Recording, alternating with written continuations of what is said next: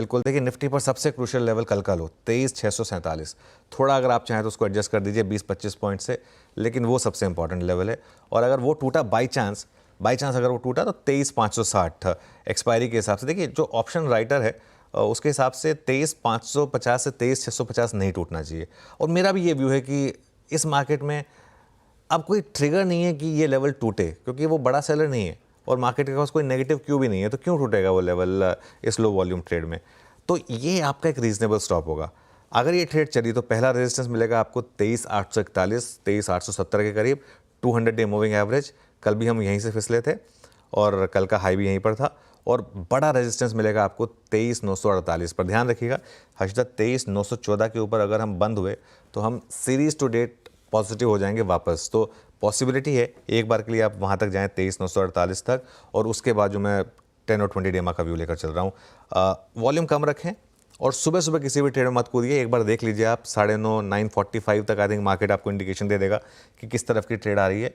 और अगर कल का लो बचा पहले आधे घंटे में तो फिर लॉन्ग हो जाइए और एक बहुत strict and tight stop loss लगा दीजिए 23,647 का। करीब करीब 100 पॉइंट का स्टॉप है यहाँ से।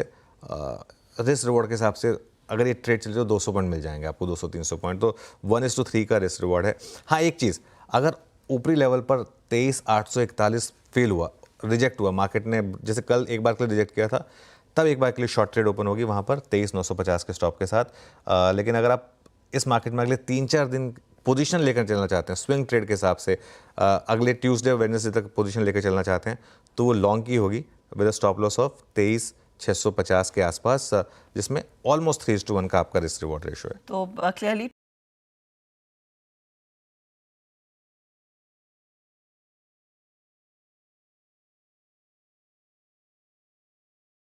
निफ्टी बैंक कंसिडरिंग हम क्या 100 पॉइंट कल के डे हाई से बंद हुए थे, 51,317 पर जाकर टिका था मार्केट फाइनली। यहाँ पर भी क्या हम री अटेम्प्ट करेंगे उस नई तेज़ी को? देखिए निफ्टी बैंक में पहले सपोर्ट की बात कर लेते हैं। अच्छा, निफ्टी बैंक में एक चीज़ है, कल कॉन्फिडेंस लौटा है बहुत ज़्यादा। कल आप ऑप्शंस का अगर डेटा देखेंगे, पुट राइटर्स में कल गजब का कॉन्फिडेंस था। आई थिंक कल HDFC बैंक ने जो कमान संभाली उसका एक फ़ायदा था। तो 51,030 कल का लो और 50,800 से 50,900, मुझे नहीं लगता अब ये जोन मार्केट ब्रीच करने वाला है बहुत जल्दी बैंक निफ्टी पर। अगर ये ट्रेड चली तो पहली रेजिस्टेंस है आपकी 51,400 से 51,500 ऑप्शंस का जोन। और एक पॉसिबिलिटी बन रही है आशिता कि एक बार के लिए आप 100 डेमा टेस्ट करें जो 51,600 से 51,700 पर उसके आसपास प्लेस्ड हैं। तो ये कुल मिलाकर बैंक निफ्टी पर रेजिस्टेंस।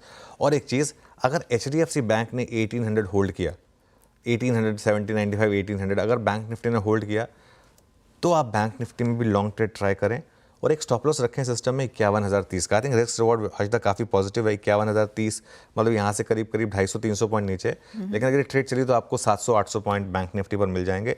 आज के लिए, अभी के लिए बैंक निफ्टी में कोई शॉर्ट ट्रेड नहीं है मेरे पास। क्यों? क्योंकि बैंक निफ्टी की सबसे बड़ी दिक्कत क्या आती है, हर हायर लेवल पर FI आकर सेल कर रहा था HDFC बैंक और ICICI बैंक को। अब वो सेलर छुट्टी पर गया है, तो उस वजह से यहाँ पर मेरा व्यू ये है कि अभी के लिए बैंक निफ्टी में शॉर्ट नहीं बनता है आपका।